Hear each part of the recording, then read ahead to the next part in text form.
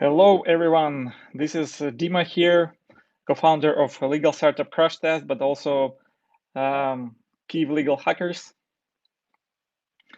and innovating and the head of Justice Accelerator in Ukraine. So we're gonna have a very interesting event today with three super cool speakers. And I will introduce them shortly. First of all, I want to say that we have a wonderful partner this year. That's Legalcomple, a Ukrainian legal tech company with 20 years of experience. Wow, that's impressive. Okay, and yeah, maybe a few words that as a representative of HEAL in Ukraine, I would like to share that we're now launching an Innovating Justice Challenge 2020. That's mainly for legal tech and justice tech companies from Ukraine, but then also from countries all across Africa and MENA. So if you're interested to get extra funding with no equity-free funding and go through top-notch accelerating program, then go to heal.com and join us. Yeah, and I think now we can switch to the main part, and I'll briefly introduce all the speakers and bring it up. So first, I would like to introduce you to Raymond. He's the CEO of Legalcomple. Hi, Raymond. Hello, hi everyone. Thanks for joining. Yep. So Legalcomple is a platform that tells you about legal tech, reg tech all over the world, and it gives you insights and predicts the evolution of the legal industry. That's how I see it, but Raymond will tell you more a little bit later. So now I will also want to introduce you to Maryna, who is representing Axdraft and Avodocs, one of the top Ukrainian startups. Hi, Maryna. How are you? Hi everyone. I'm glad to be here and looking forward to our discussions and interesting topics. Cool. So last but not least, we have Jean-Rémi, who is the CEO of Jus Mundi. That's a search engine for international law and arbitration. One of the best in the world, I think. And Jean-Rémi will tell us more. Hi, Jean-Rémi. How are you? Yeah, good to be with you. Cool. Okay, so we will start with, I would say, pep talk from Raymond. He'll tell us a few reasons why you should join legal tech. That would be our content part, and then we will listen to pitches of Jean-Rémi, Maryna, and we will have a discussion about that. Okay. Okay. So okay. Yeah, Raymond. Yes, you can go. Can you see the starting in legal tech on the screen? Yeah, I do see. And just one more comment that you can give your questions or comments in the comment box in YouTube, and we'll just read them aloud and answer them. Okay, Raymond, go for it. Okay, so a few words. This is a presentation I did for the University of Amsterdam just before the lockdown hit and everything was shut down. So taking this into account, there have been a few changes. It's the same presentation, but I'm going to talk to the few slides and fill in the gaps from what happened after the COVID-19 crisis. Okay. So who are we? We are a startup that is gathering data from across the world on companies that are in the legal industry. So we've gathered about over 10,000 profiles, and we basically follow the money and look where the investment is being made in companies that impact the legal industry in general. So to talk about the legal industry, we first need to classify what do we see as technology that impacts the legal industry. We made a distinction between legal and regulatory technology. That's the column on the left. Legal is divided in two big markets, and that is legal tech. What it does is it supports the legal professional in his job. Then we have law as a market, and that we see that as a marketplace. Beneath the line, we have regulation technology, which has three major markets. It actually has five, but we're just going to talk about these three major markets, which is risk technology, tax, and civic tech. And risk technology is all about following the law. It's about compliance. Tax is about paying your taxes, obviously. And civic tech is about sustainability. And we'll get into that in a couple of slides. So if you look at the companies that are operating in these markets, we have, for instance, Clio, which is a practice management offering, cloud offering. They raised about 267 million or 76 million. And we have marketplace LegalZoom, which is the largest in our database at the moment. It's a platform where lawyers can connect with their customers. We have compliance that is OneTrust. OneTrust raised 620 million. We have, I can't pronounce the name, it's a Chinese company that offers services to small, mid-sized enterprises. And what they do is they help them file taxes. And the last but not least is Ecovadis, which is a Parisian company. Can't call them a startup. Oh, by the way, these are all profit companies. The companies that we collect aren't listed on the stock exchange. So that's the difference between other repositories or directories, is that we focus mainly on collecting the profiles of companies that haven't yet gone to the stock market. Yeah, Ecovadis is a European, or actually a French startup, and we'll talk about them in a little bit. So, why start in legal tech? This talk I gave to the students of the university to inspire them to look for opportunities to be an entrepreneur in the legal industry. So I looked for what are the incentives, what are the ingredients, what are the methods and motives that you might need to be able to start. And we based all of these insights on all of the profiles that we have gathered. So we made a compilation of that.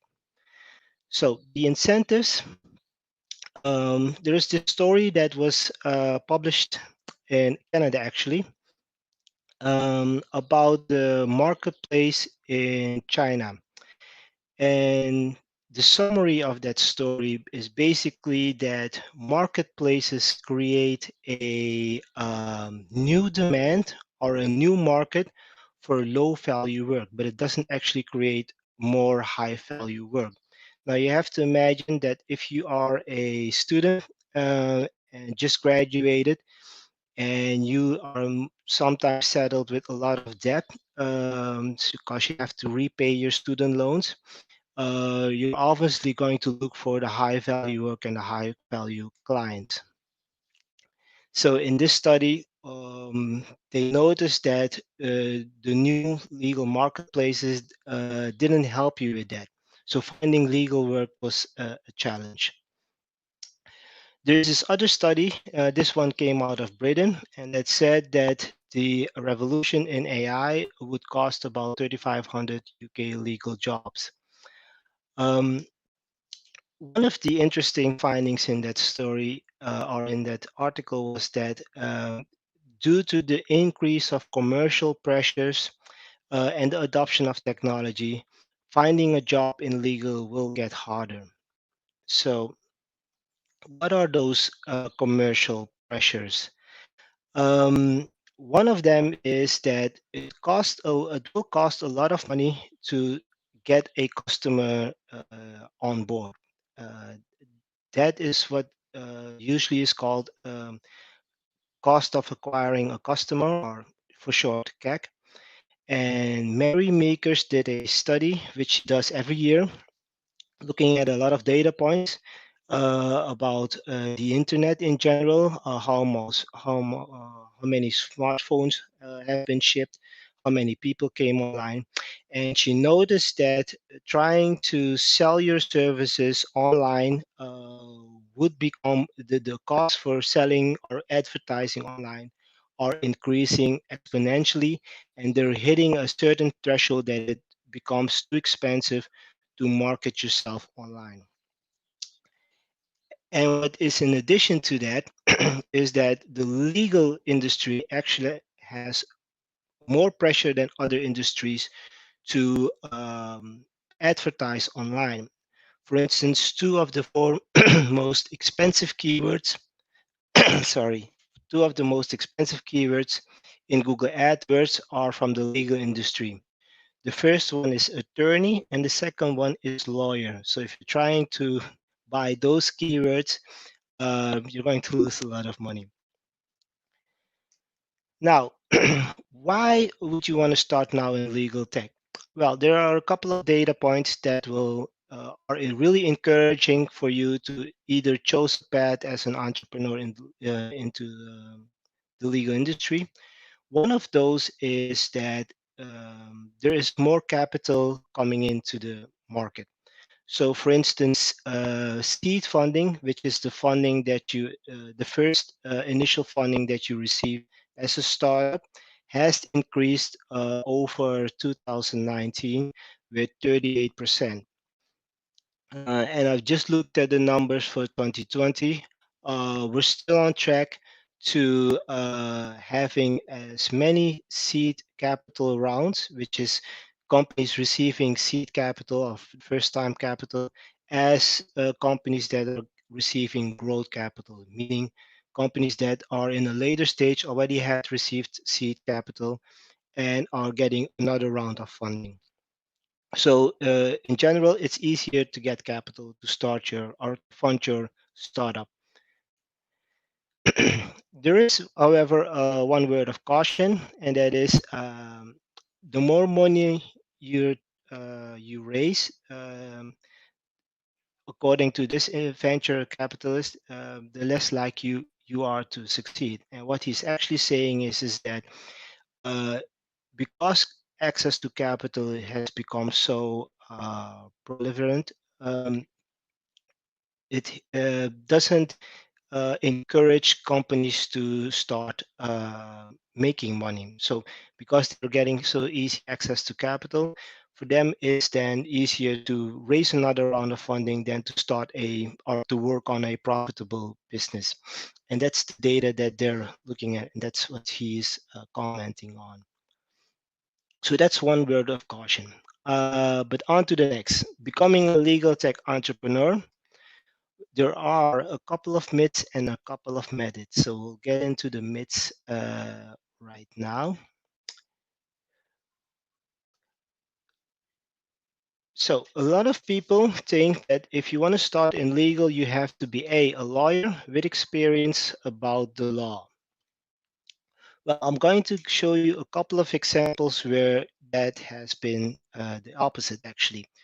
So this is Justin Khan, and Justin Khan created with some co-founders the company Twitch, which he then sold to Amazon for almost $1 billion, I think.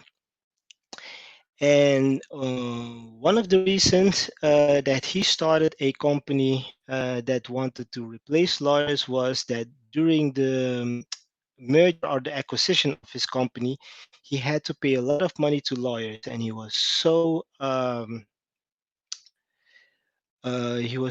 aggravated by that experience. He said, "You know what? I'm going to try and build a company that makes it cheaper to hire a lawyer and not pay them as much." But he himself wasn't a lawyer. And there was another reason. Again, this was just before when I did the presentation. Was on the 3rd of March, and on the 4th of March, it came out that his company went out of business. They shut it down. And one of the reasons why in this article that was claimed was that they had hired a lot of lawyers, and that ultimately proved costly for them. So perhaps we should try building legal tech and not hire as many lawyers. Last but not least, there is this idea that you need a lot of experience. Now, this is a litigation fund company called Legalist. And if you don't know what litigation funding is where you have a fund of money to help litigate cases to benefit for somebody else. So this her name is Ava Shang, and Ava Shang raised $10 million 3 years ago when she was still 20 years old to start a company with an idea that if she built a intelligent search engine to find cases that are profitable or winnable, they can then tap into the court systems, gather those cases, and fund those cases. With that idea, she 3 years later then was able to raise $100 million to run such a idea or a startup. And oh, by the way, she dropped out of school as well. Last but not least, this is a story that caught my eye. There's another one on my LinkedIn yesterday uh, with the same background story. The UK court system, courts and tribunal service, hired Fornet Technologies and gave them a 16 million pound contract. What caught my eye was it wasn't a legal tech company, but what they were asked to do is to help redirect automatically, by the way, redirect uh, the questions from citizens to the correct relevant caseworkers, which is actually making a probably legal decision about uh, where the case would be best allocated to. But the more of the story here is that it wasn't a legal tech company that was hired to do this, which was striking to me. About the LinkedIn post I did yesterday, uh, Dentons is one of the largest law firms in the world, and they also hired a non-legal tech company to help them build legal tech, which I also found surprising. So, creating a legal tech solution, 3 methods. And I gathered these methods from not only legal tech company or companies impacting the legal industry, but successful companies in general. So successful companies in general have 3 components. One is network of users, transactions, or unique data. They don't need to have all 3, but they have at least one of these. So for instance, if you look at successful companies in the last decade, we have Google, Facebook, Airbnb. Adyen is a Dutch unicorn company. Unicorn means they are worth more than $1 billion. And you have with unique data, you have Palantir and Cambridge Analytica, familiar to most, I hope. And to give you an example how these companies or these methods translate to the legal industry, I'll give you a couple of examples from the legal industry. And then I'll talk a little bit more about what network of users, transactions, and unique data help. So DocuSign has been in the news today. DocuSign is an e-signature company, and they are projected to make 1.3 billion in revenue a year. They just blew analyst expectations this quarter by making about 230 million in one quarter. Clio is also one of the companies that has a large user base. Now, how this method works is if you create a company that does something useful and you attract a lot of users, you can leverage those users and create what they call network effects by if one user uses it, automatically it attracts more users to use it as well. Once you have that large customer base, you can start looking at how to monetize those customers. And then you can start looking at transactions. And that is also what LegalZoom and DocuSign do. They can sell additional services to them or just facilitate the transaction between buyer and seller, just like Airbnb and Uber deals. Unique data is something different. Unique data has more to do with that you're able to gather data that nobody else has and then provide insights that nobody else has. And I'll give you an example about Ecovadis and Behavivox in just a couple of slides. So finally, find a problem to solve. Here's the example from Behavivox. What they did is they are able to go into a company, look at all the data, and find behaviors in that data from employees that might or might not harm the company. So what they basically are looking at is fraud, white collar crime in general. And they're looking at data within the data to find, for instance, insider trading, who has leaked information, and such things. They are actually operating out of Japan. And the reason why they're in this slide is that when I made this slide, they had just raised 100 million, which I found astonishing because I never heard so much money being invested in trying to fix white collar crime. Last but not least is Ecovadis. And what they do is they're trying to protect companies from their vendors in general. So they're looking at your supply chain and they're looking at your vendors. And what they do is they're looking at a couple of things like is the environment correct? Are there label in human rights? Are there ethical reasons? And they're looking at sustainable procurement. So in general, what they're looking for is are the vendors in your supply chain not breaking the law and then damaging your company as well in the process?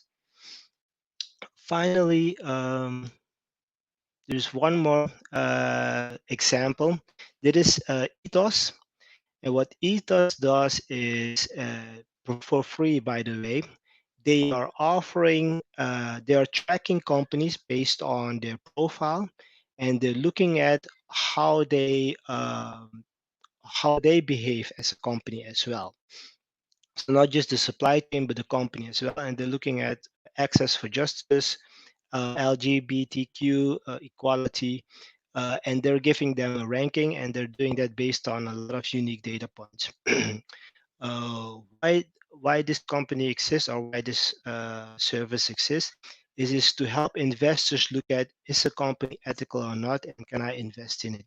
If that is one of the reasons for you to invest, you can look up the ranking on this service. So to recap, what I would see as the ingredients for good legal tech is have a fresh mindset, have a practical approach, have big ambitions, and look for either a large set of users, look for facilitating transactions, try and create unique data. And if all else fails, you can always, let's see, become a lawyer, which is still a good option.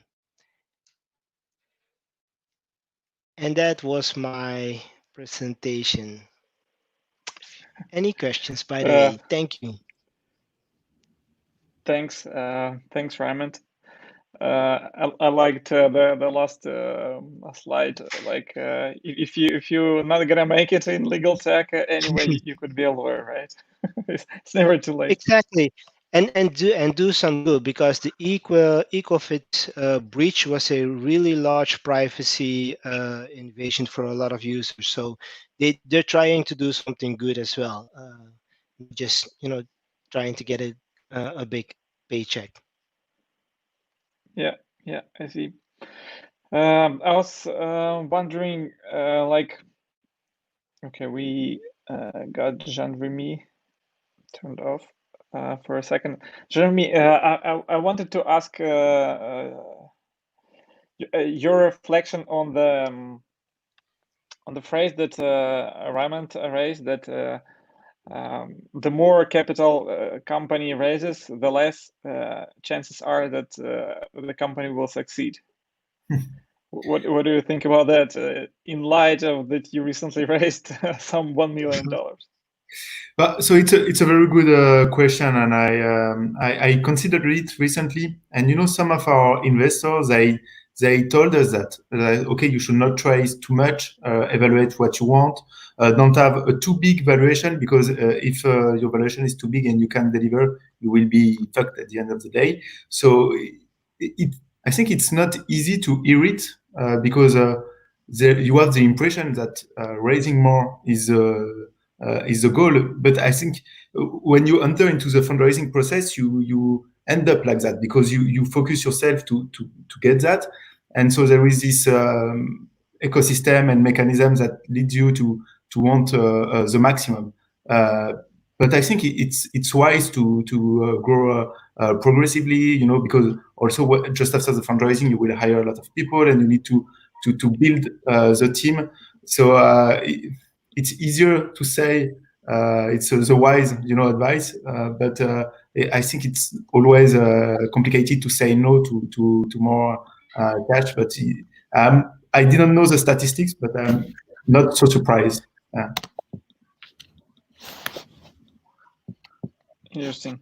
And Maryna, what do you think about this statement? I think we lost you for a second. Raymond said that the more money you raise, the harder it gets to be a successful company. Do you think it became harder for you as a company? Like, I don't think that we have raised like a huge amount of money comparing to like other famous legal tech startups, but also like from some perspective, I definitely agree. And like there is like a point that startupper has to be like hungry, that you should know how to use like little money to make like a huge breakthrough, like to make the huge accomplishment and to reach your goal with a small team, with a small resource. And also, like, I think a lot of people forget that when you get this funding, you also get liability.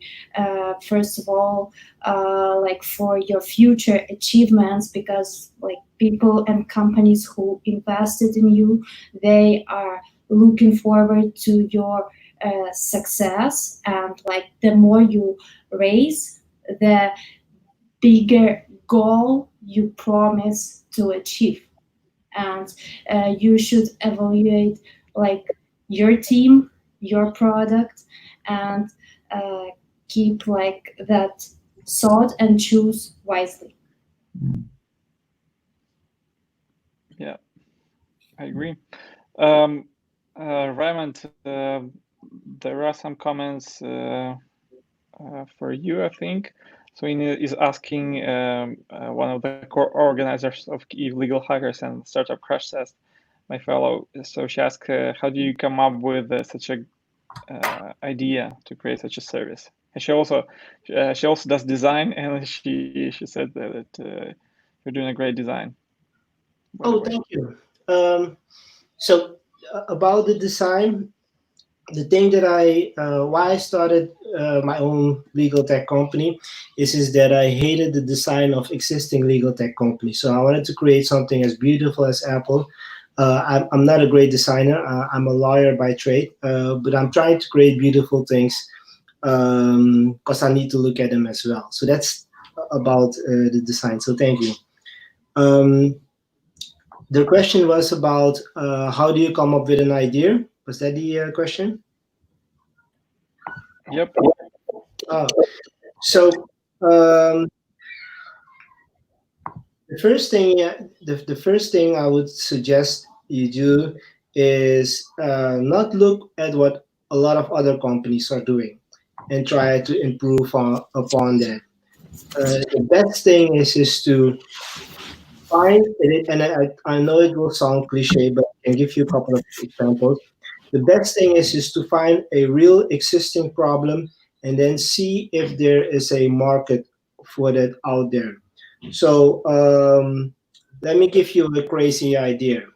I'm working on a new presentation called Starting in RegTech, which is a follow-up to this one.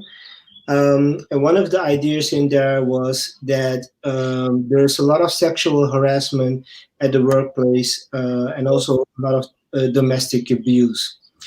Now, one of the reasons at the workplace that it's so difficult to combat sexual harassment is that people find it difficult to empathize or to see what the problem is. So there was this startup in Silicon Valley that took VR glasses and use VR goggles to try and train people on situations that might be inappropriate, which I thought was a cool way of finding one problem and then finding a cool technology to help solve that. But the main thing is to first find the problem and then figure out if somebody else has already done it, then or either improve upon that or try and find another one. That's the basic principle behind it. And there was also another question that I got often, and that is, if you find a good problem, how do you find investment? And where do you go to find investment?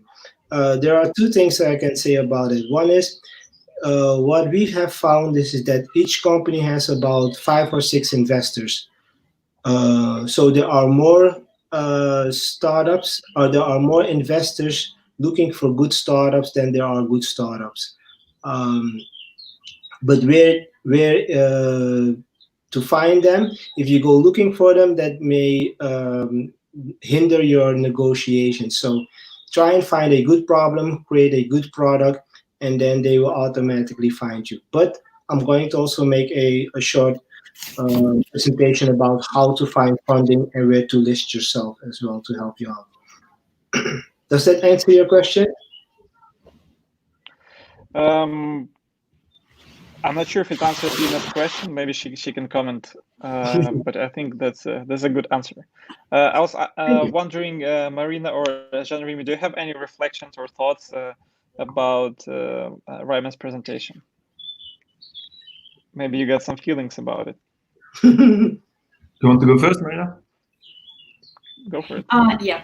So first of all, like I wasn't familiar with this product, and now I can't wait to visit like your website to look for all these statistics and data. And I think it can be like really interesting, and it can be a very useful and powerful tool for those who are only starting their way and in a legal tech realm, and to try evaluate their idea and technology from these like key points, like you showed those like 3 things that are typical for successful companies, and you can try to find like whether you have a unique data or a specific community, and if you don't have like none of those 3, try to think how your idea maybe can be developed in a like certain way to get closer to those like 3 key points. Thanks. I think that was also the goal behind it. One of the challenges that I saw before I started with Legal Pioneer was, it was hard to find them. The legal startups in general are a bit challenged with marketing themselves, so it's sometimes tough to find them. So we created this community to find more legal pioneers. And once we found them, we created this data set to try and find out which one are the true pioneers. And how can we help the ones that already just want to get started find a good answer or a good solution and compare themselves with the other solutions that are already out there. So that was the initial idea behind it. And I really like the fact that this is worldwide, because, you know, when we started the fundraising and wanted to do our market evaluation and explain it to investors, what struck us is that, you know, there are legal search engines that have been created in most of the countries around the world. You have, of course, like 10 fighting in the US, but it's really everywhere. And this is fascinating, you know, to see that and to see how legal tech is changing legal practice around the world. And at the same time, it's very complicated to get the data. I didn't do a comprehensive analysis because, you know, it was just a single road. I will not spend days doing that. And I think there is a lot of value in collecting data and in presenting it in a good format. And as I said, you know, when we were discussing just before, I really like the fact that you have this public-private approach. And I think it's a very good infrastructure for companies, you know, that are collecting the data and doing with the data. Because when you just do with the data, it's okay. But when also you collect and you do this job, like, not everyone will do it again, but others should also use it. So I guess we should follow up about it, and I'm very interested by this model. Yeah, so you made an interesting point about investors. What we've noticed tracking all the investments in the industry is that there are 2 things about ideas.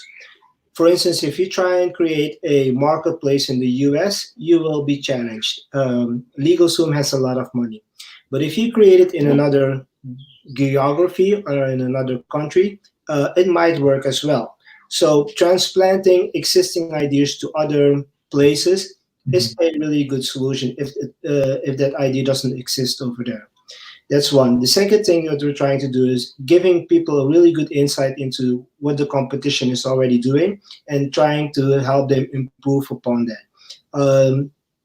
It's sometimes really difficult to see. There are companies that, because they raised a lot of money, have a lot of cash on hand, they can market themselves and people only see them. But there are also a lot of other companies that are doing really well, using their money to create better products, but not marketing themselves as well.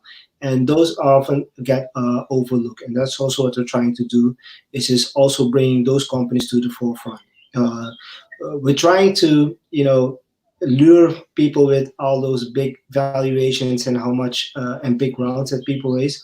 But what we're also trying to do is trying to find, that's why we're called Legal Pioneer, trying to find the pioneers in there that maybe haven't raised a lot of money or maybe even bootstrapping, but still giving them visibility to investors and everybody else that they're doing a really good job. So for instance, we found that there are a couple of AI research platforms in Africa, for instance, but it's really hard to find them. So and those are some of the cool ideas that we've encountered as well along the way. And maybe the most dangerous competitor for your own business is not marketing, because they don't want to marketing before to be enough well prepared. So I see also from the point of view of a business owner, like it's great to have access to this kind of data to monitor the competition, because you should never, you should know the competition in any case. So it's good to have this kind of information. So one of the things that also happens is that if, for instance, a company that is similar to, let's say for instance, your company, if they raised just recently raised a lot of money, your investors will automatically contact you and say, listen, do you need some extra, because we want you to succeed against them. So that information creates a flywheel effect for a lot of other companies. So if one company raises money, the competition automatically gets money as well. And that's actually what we're seeing in the contract space. Since the beginning of this year, almost $500 million was raised by companies just doing contracts or contract management. And that's just this year. Okay. If I might jump in, I suggest we switch, since we started to talk about contracting, I suggest we switch to Maryna. Thanks a lot, Raymond. Great presentation. I enjoyed it. I hope you can stay with us for Q&A sessions.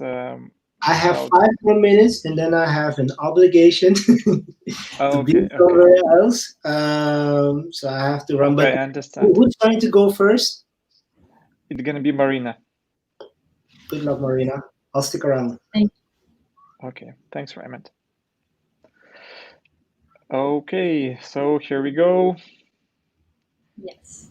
You can share your screen, and we can go with Avodocs. And maybe later on, or in the meanwhile, you can explain what is the difference between Axdraft and Avodocs. Yes, like I can do it like from the very beginning. Basically, like our company called Axdraft, but we have 2 products which are in some ways similar, but are very different. Avodocs is a platform with free documents for startups and SMEs, and Axdraft is a B2B solution where we do tailored document automation for big corporations and big companies, and do like tailored automated templates to our clients. Avodocs has a lot of customers who use ready-to-use templates, which are in like at the same time standard and have a huge variability inside to draft tailored document that will suit your circumstances, your transaction, and your practice. Yeah. That was clear, because I think it was a frequent question that I heard about Avodocs and Axdraft. But yeah, now you can go with your presentation, I suppose. Yes. So I'm ready to go. Yes. My name is Maryna, and I'm here to tell you about Avodocs. Avodocs provides free legal documents for startups, and we begin with contracts. Today, when your startup needs to sign its very, very first agreement, you have like 2 possible options. First one is search Google for a contract and make mistakes, or second, hire a lawyer and pay like hundreds of dollars for it. So we create Avodocs to solve this and to help founders to draft free tailored contracts in minutes without any mistakes, just by answering a few simple questions. And lately, we tripled our key metrics just in 1 month. At this point, users create 1,500 contracts each month, and users create more contracts every month.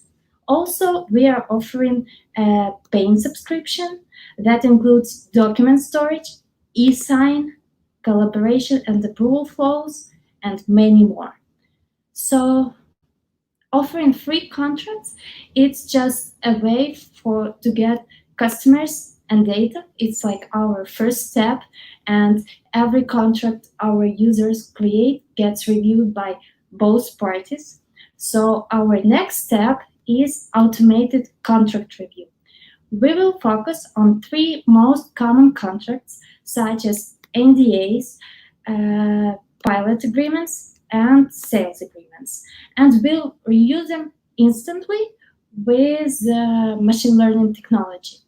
By focusing on a constrained set of documents, we can achieve very high accuracy.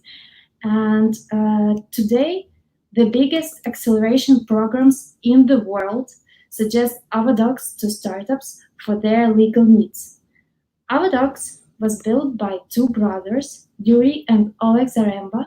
They combine extensive legal and technology experience. So we are Avodocs. We provide free legal documents for startups. Over 1,500 documents are created at avodocs.com monthly. And besides drafting, we provide additional services and additional features, and even more is coming soon. So don't hesitate and try Avodocs today. Thank you. Yoo-hoo! That was cool and sharp on timing. Yeah.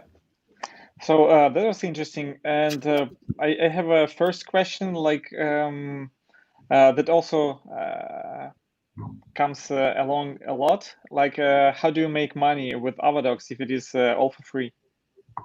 Like as I mentioned, we have a paying subscription. We launched it just like couple months ago, and it's already quite successful. So we started selling additional features such as document storage, e-sign, collaboration, where like you can negotiate the contract with your counterparty or inside of your team and do it like inside of the program. Approval flows, where you can have like different stage and procedures for document approval. And also we provide advanced search through your storage based on metadata of the documents. I see. And do you have a lot of competitors around? Actually, like because Raymond actually said that this year it's been a lot of investment made into contracts. So I can imagine there is a lot of going on in this sphere. Yes, but like I haven't seen any product who provides legal templates for free, first of all, and also like a lot of solutions in a contract management, they are sold B2B. Like you have to sign maybe a SaaS agreement or some contract and like launch your subscription, and like for in many cases you have to go through a long adoption period to make it work for you. But when you're a small startup, like early stage startup, and you have a small team, you don't have a lawyer, you don't have like much time to close your first deal, you want to make it ASAP, and you don't want to waste like a lot of money for a lawyer or try to find some online tailored solution, you can use Avodocs for free and get your first contract in minutes. Okay, so that was a pitch in a pitch. Okay, got it. We have a few questions here from people who watch us, but I was wondering, Jean-Rémy, have you ever used Axdraft, Avodocs, or similar platforms? No, not yet. Practice? It's. I guess one of the advantages of being a legal tech is that you can manage your legal services by yourself, at least at the beginning. But I know we are an exception, and it's always a big pain for legal for startups to manage these legal issues. So everything that can make it simpler and safe is very needed by startups communities around the world. Yeah. Okay. Okay. There is a question from Sergey. He asks, what accelerators fund programs except Heal would you suggest from your experience for legal tech startups? I think it can come to both of you. Okay. We passed a Y Combinator acceleration program, and it was absolutely great. It gave us a lot of insights, information, learning, support, and finally, after this acceleration program, we raised our seed round at Silicon Valley.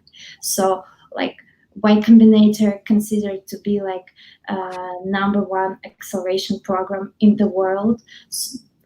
They don't have this strict limitation to legal tech, as they looking for any kind of startups who have potential. So from our experience, I can definitely recommend you to apply. You can apply to the program twice a year, and if you don't succeed at first, you can file your application many times. Okay, interesting. Jean-Rémy, I was wondering if you went through any acceleration programs with your product. So we are part of an incubator, but except that we didn't go through an acceleration program. We more chose to stay on our own. So we work in an apartment during several months all together without going outside during a certain time. And I think it was very good because it helps to build a very strong team. And once you are ready and you want to do your first fundraising, this can be the right moment to go through an incubator, because indeed they will help you to go through this process, which is very technical. And so we didn't do it. We learned the fundraising process by ourselves, which was not easy. So if you can go through a good accelerator, I would of course recommend, I guess, but we don't have this experience. Okay, I see. Okay, we have a question. Okay, we have Raymond here who is waving. Yeah, I just wanted to check. Can you hear me or not? Yeah. We do. Oh, okay. So just to help out with the Avodocs pitch, there was one key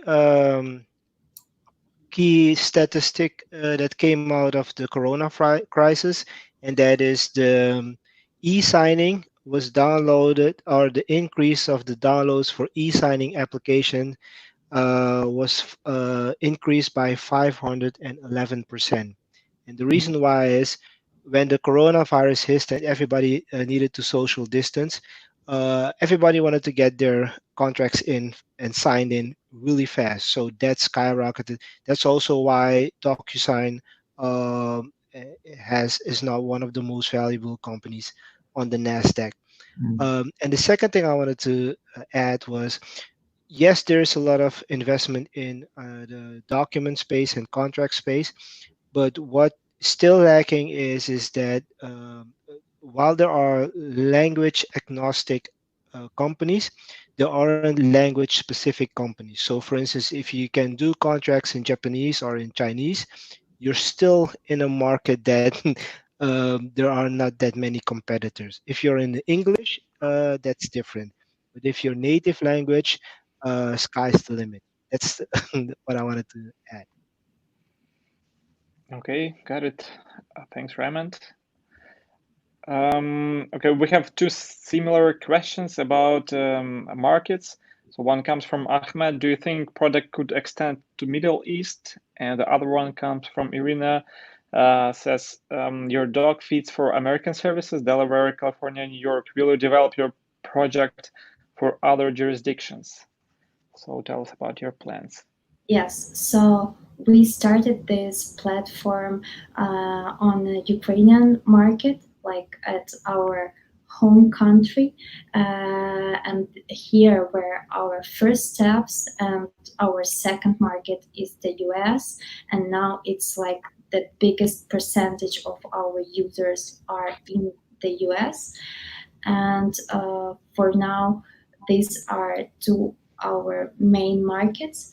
But in the future, as Avodocs doesn't have any language restrictions or something like that, we are looking forward to extend forward and to come to more countries, to find partners there to help us provide high quality legal documents according to the local law. Yeah, got it. Okay, I think we'll be wrapping up with Avodocs. Thanks a lot, Maryna. I think it is indeed, as Raymond said, a huge opportunity for you now with COVID. Like DocuSign increased its valuation many times, or at least a few times. So I hope Avodocs will do the same. We'll follow the pattern.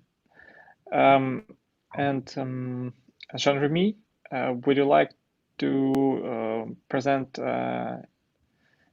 Jus Mundi? Yes, it's a pleasure. So I will do a presentation from the platform directly. Tell me if you can see my screen, Doug. Is it okay? Yeah, it works. Okay, great. So let me explain a bit about what is Jus Mundi and also what is our story. So you probably, so we are all from a different country, Ukraine, France, the US, and we all have our own legal system in this country. The thing is that as soon as you enter into the international space, so if you do business with a foreign company, you have an issue because you have to choose which law you will apply. If I am doing business with an Ukrainian company, I can choose the Ukrainian law, the French law, or maybe the US law. And you have to choose also, in case of a dispute, who will decide on your case. And so big companies and also states, since a long time, they are used to another parallel system, which is called international arbitration. International arbitration, it's like a court system in a country, except that it is first international. Second, it is much more confidential. That's what will happen in a country. And third, it is private. And when I mean private, it means a huge difference. So when you go before a court, you choose your own. You do not choose your court. The court is here. But when you go to arbitration, you will choose who will decide for your case. And I will give you a few examples that I looked on Jus Mundi before to illustrate what I mean. So this is a case which is available on Jus Mundi, an international case between these two companies, Hotel Talk, which is from Panama, and Trump International, which is the company of our great friend from the US. And these two companies, they had in their contract a clause that says that, okay, if we have a dispute, we go before an arbitral tribunal. And so the case has been administered by the ICC, which is an institution in France. And the 3 persons that you can see here are the 3 arbitrators who decided the case. They only decided this case, and after, they went back to their own life. The big particularity is that Glenn Champion, he has been chosen by Hotel Talk. So the company appointed this person. Peter Sherwin has been appointed by Trump International, and the president has been chosen probably by 2 parties or through a special process. So you have this whole system that exists between international companies and also between companies and states. And I took, another example here. You probably knew, everything which happened with Qatar, Saudi Arabia, and the Emirates 2 years ago. Some companies, so for instance here being from Qatar, they decided to file a claim against other states because they have some international rights that are guaranteed by the treaties, which are kind of big contract seen by states themselves. And so you have cases between a company and a state. And these cases also, they go before arbitral tribunals. And I took also another example, which is here a case between 2 states. And if there are some people from Ukraine listening to it, I guess you know this case. When a few months ago, it was 2 years ago, some vessels, Ukrainian vessels, has been arrested in waters between Ukraine and the Russian Federation. A dispute appeared, and parties, they went before an arbitral tribunal to decide who is right. So you have this whole world of international cases, which so lawyers are working, are defending the parties, and they need to do legal research because they need to convince the tribunal. So they need to find the cases for their case. If you are lawyers, you know LexisNexis, you know Westlaw, and so basically Jus Mundi is a LexisNexis, but for international law and international arbitration. So what are the particularities with for us? Here I am showing you an illustration of the data that you can find on Jus Mundi. And as you can see, there are a bunch of institutions. So all of these acronyms are mainly institutions. So we don't put them all here, but this is an illustration. So the first issue that we have is that all this legal data is dispersed around the world. ICC is in France, SCC is in Stockholm, PCA is in The Hague, ICDA is in the US. So we have to collect all this data everywhere, and then we have to process this data because there is no harmonization. The quality is very low. If I, for instance, you will have a PDF like that, and so you have to transform this data to work with something which is a good quality. So all of that is a big investment that we have done, and we innovated. So we built better algorithms to identify the data automatically around the world, and also to process this data. And thanks to that, we could build the most comprehensive database of international law and international arbitration data, which is today more important than the leaders on the market. And thanks to this data that we enhance with algorithms, we provide different services to our clients. So I will not enter too much into details, but basically you have 2 types of services. So you have a legal research when you can go through some document and find legal issues, and so you find what is the most relevant case to convince your tribunal. And I just want to highlight one point because as I said, we collect data from all over the world, and one of the difficulties is that this data is in a lot of different languages. And we don't want to translate all this data in English because first, it will be very costly. Second, not all our users speak English. And if you adopt this strategy, you are limited at a point because you will only talk to English speaking lawyers.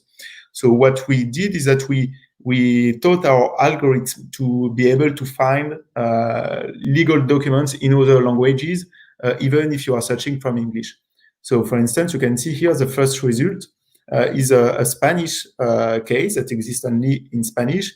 But when you search from English, you can find the case. So this is, one of the big particularity between our product and what exists for LexisNexis or Westlaw, for instance. And the second part I wanted to show you first is, so I told you, the importance of the arbitrators who are deciding the case, and you choose this arbitrator. So this choice will have a huge impact on your case. And so law firms, because most of our clients are law firms today, they spend a huge amount of time doing some kind of due diligence about these arbitrators. And so we also provide them with statistics, analytics on these arbitrators that are based on the database that we built.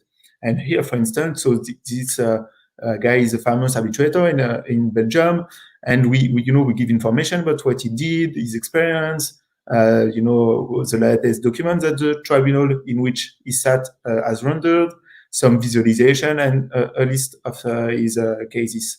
So this is helpful for our clients, to make this due diligence, and then they can also, match this person. So if I take Steve Bernard-Nocio with another arbitrator to know if they have a relationship together, because you will put these three persons in a tribunal for them to decide on your case. So you want to know if they already work together, what happened when they work together, and so we provide them with this kind of tools, that helps them to see past activity of these people. So it's basically what we provide today. Some legal research and some analytics on arbitrators to help lawyers doing their job. And so our clients are mainly law firms, as I said, but also governments, and it's mainly that at the moment, and universities, of course.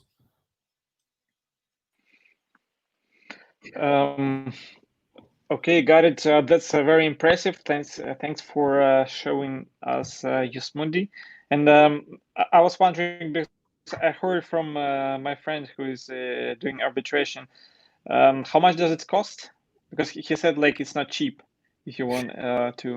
So it's between 1,500 and 2,000 per year per lawyer. Mm-hmm. Basically, we have a similar pricing model than LexisNexis or Westlaw, the other companies. Mm-hmm. Okay, and what's your competitive advantage against those big companies? It seems like they have such a huge resource that they can build a similar system, and I can imagine they already have something to cover this problem. So surprisingly, our first competitive advantage is the data, because these companies, they amassed, they have a huge amount of data, but which is more focused on secondary sources like commentaries, because accessing to primary sources in international arbitration is very complicated. You need to find the cases, and I told you that most of them are confidential, so it's not easy to find them. Then you have to process them. Because of the quality, the complexity is very complicated.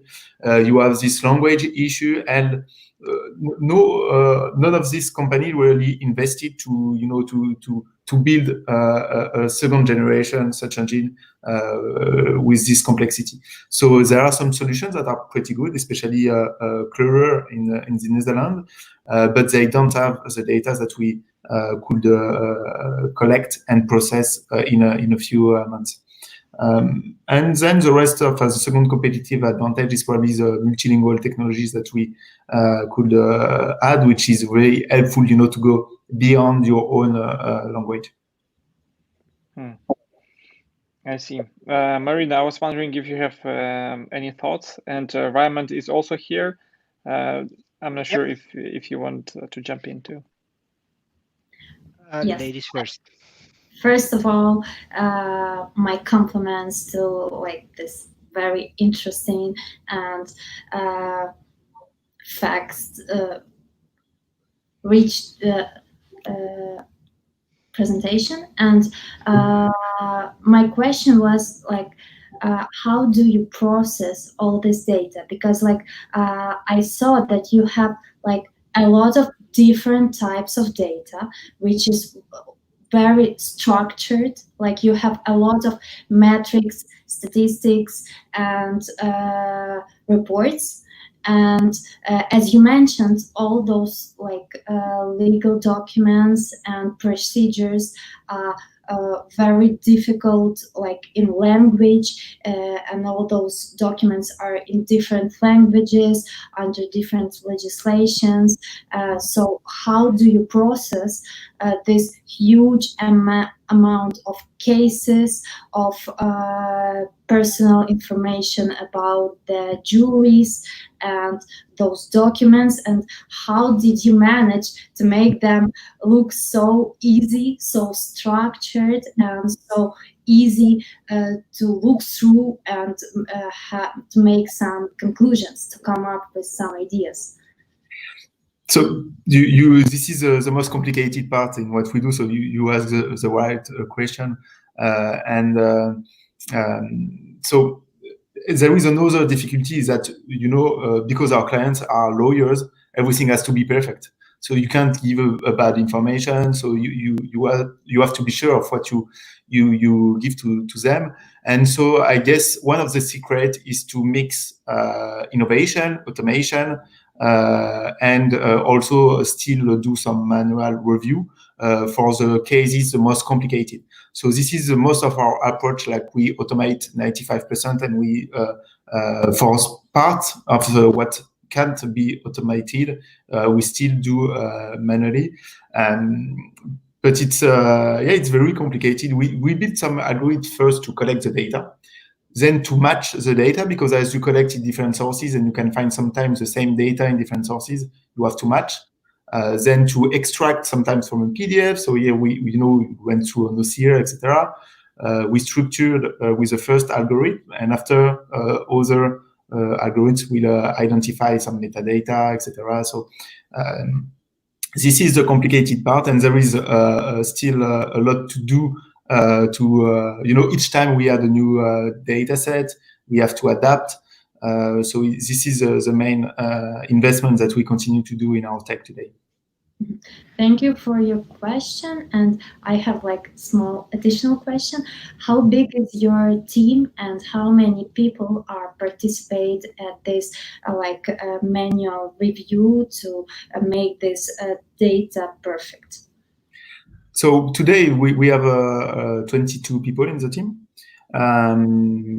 Like more than 50% is part of the tech team, and then the rest is part of legal people and of course sales. So it depends, but it's not huge. We only review manually the most complicated part, which is also identify as okay, here we need to go through. So it's not it has never been more than 10 people. It's always targeted on what is needed. So and we can't go further. The idea is to improve always the automation, and still keep the last verification by humans when we are not sure of what we do. Thank you. Okay. A great presentation, by the way. Brings back memories, because in a previous life I used to work in arbitration as well. One thing in support, one stat in support of your company, and one question. We've identified 4 growth areas: contracts, copyright, cannabis, marijuana, for compliance, and claims. So you are in a really good space, because claims is going to grow exponentially in the future. And the main reason is there going to be a lot of conflicts, and most contracts all have a arbitration clause in there, and that means use of your database. I also saw, and here's the question part, I also saw that you were doing arbitrators as well. Are you using their case law as a basis to feed their profiles? What is the data that is used for the arbitrators? So at the moment everything comes from our database, so from cases. And Okay. yeah. So you can already have an idea of how a judge or how an arbitrator would decide in certain cases based on previous. So it's not we don't do predictions like some people do in the US, and because in arbitration the complexity of the cases and the quantity of the data makes it totally impossible. Some companies in the US claim that they can do it. Honestly, I think you can always give a prediction, but it's not very root on something solid. So it's not exactly what we provide as a value to our clients. It's more, okay, you need to know everything about this arbitrator and to make your own analysis. And we help them to have instantly everything which is needed for their analysis. And so they spend 1 hour doing the analysis, while before, you needed to do 2 days of research before to start your analysis to get the data. Okay, great. So guys and girls, I have to run. It was great. Both of you, good luck. I have all the confidence. Thanks, Raymond. Very nice meeting you. Thanks. See you, Raymond. Hi. Okay, and I was wondering about your future plans. I know that Axdraft is planning to raise Series A in the next, I don't know, year, I think. And what about you, Jean-Rémi? Because I think you're in a similar situation. You recently raised, both of you recently raised, both teams did 1 million. Like, what's your plan? Go first, Maryna. As Dima mentioned, we raised over 1 million just like last year, and now we are working on the development. We have like huge development process ongoing, and product develops significantly like every week. I think like we try to launch new features on a monthly basis. So our plan is to be ready for Series A as soon as possible. And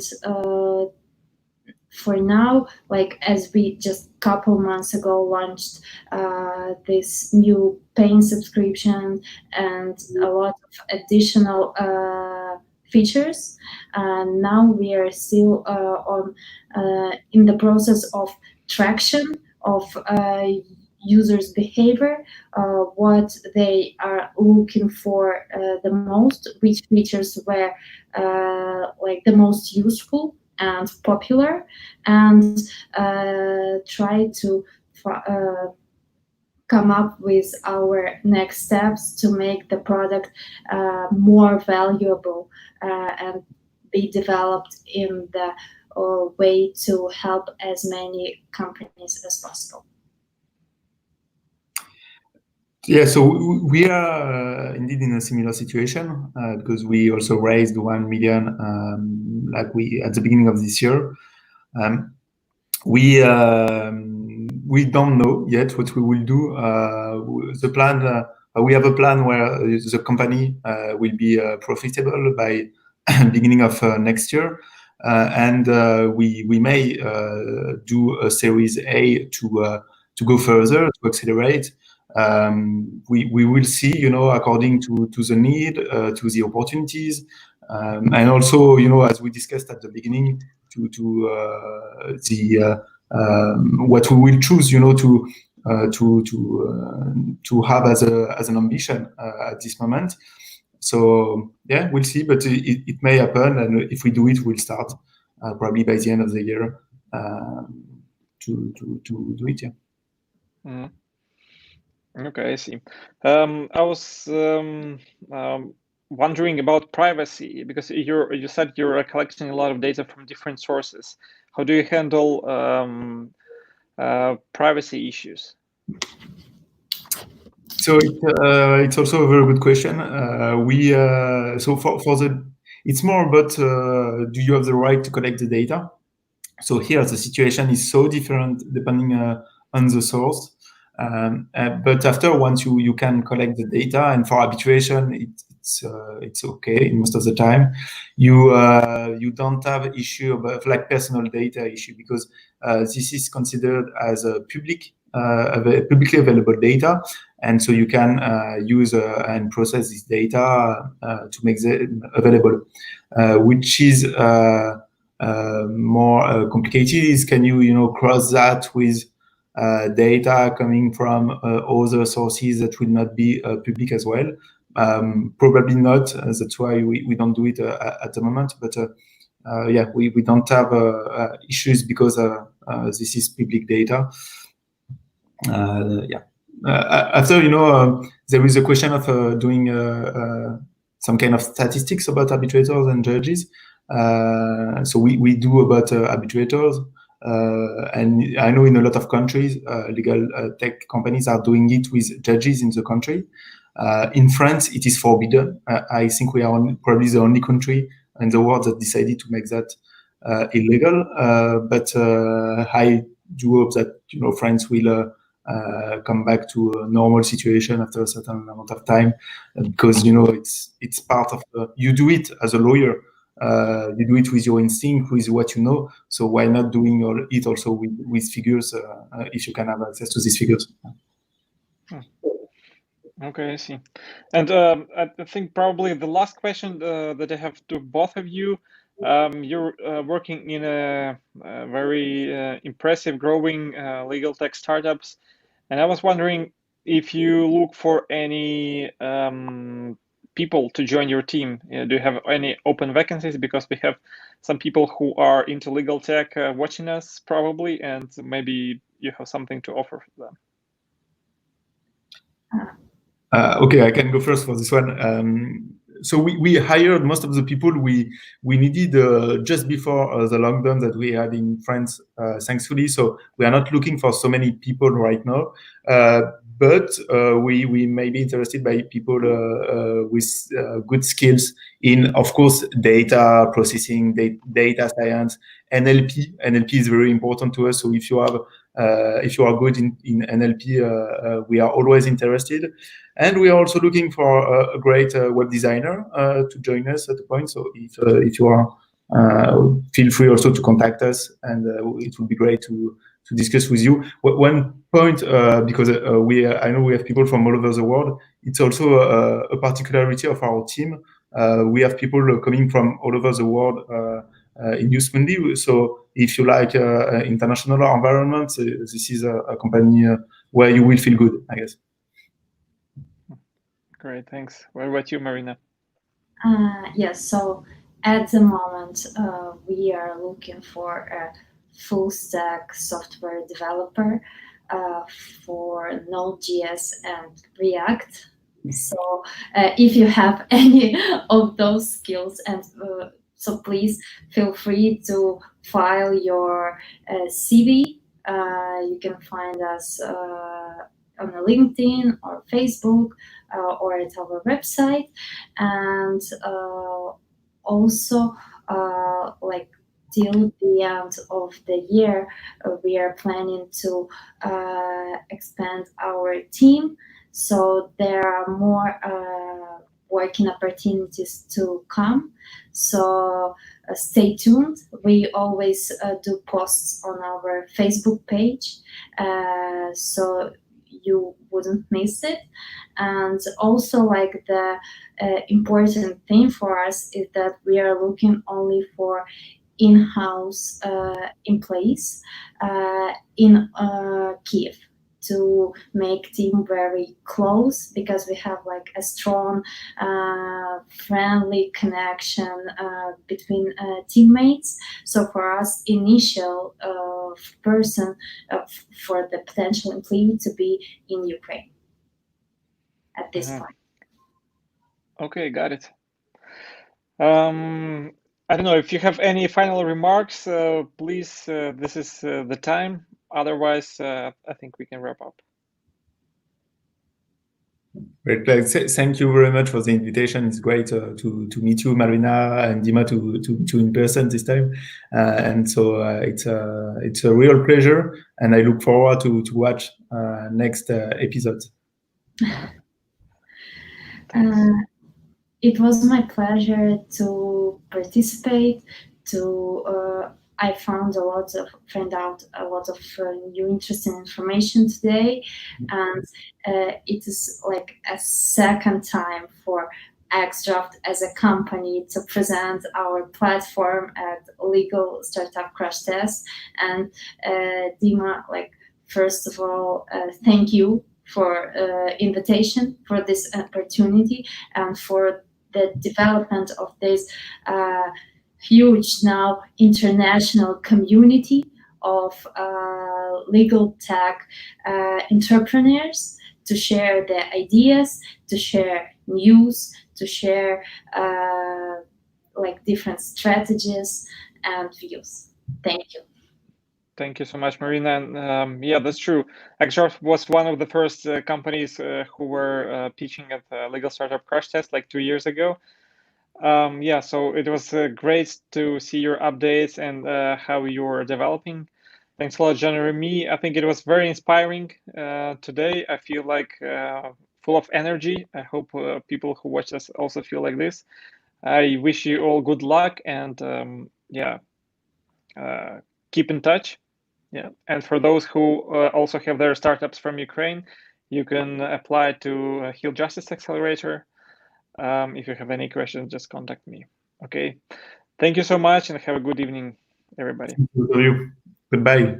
Bye. Bye-bye.